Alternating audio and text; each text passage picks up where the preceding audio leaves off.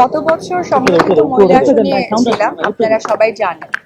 আর অবশ্যই আমি নৌকাকে সাপোর্ট করি, কারণ গতবার আমি কিন্তু প্রচারণায় অনেক দেখেছেন আমি একজন আমাদের মাননীয় প্রধানমন্ত্রী ওনার একজন কর্মী নিজেকে মনে করি, পাশাপাশি আমি একজন চিত্রনায়িকাও।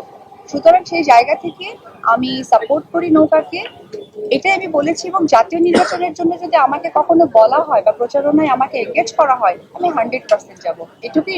বাংলাদেশের সবচেয়ে বড় যে নারী, যাকে আমরা মনে করি যে যার আদর্শ আমরা ধারণ করি, অবশ্যই আমাদের মাননীয় প্রধানমন্ত্রী জননেত্রী শেখ হাসিনা।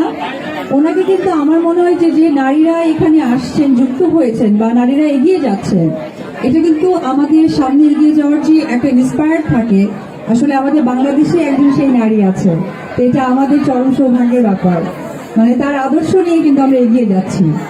অপু বিশ্বাস এভাবে বদলে যাবেন কেউ হয়তো চিন্তাও করেনি। অপু বিশ্বাস দল মত প্রিয় ব্যক্তিত্ব সবকিছু এভাবে ভুলে যাবেন, কিংবা বদলে ফেলবে নিজের প্রিয় ব্যক্তিত্বের সাথে তোলা ছবি। শেখ হাসিনা ছিল তার প্রিয় ব্যক্তিত্ব এবং তিনি তাকে আইডল মনে করতেন।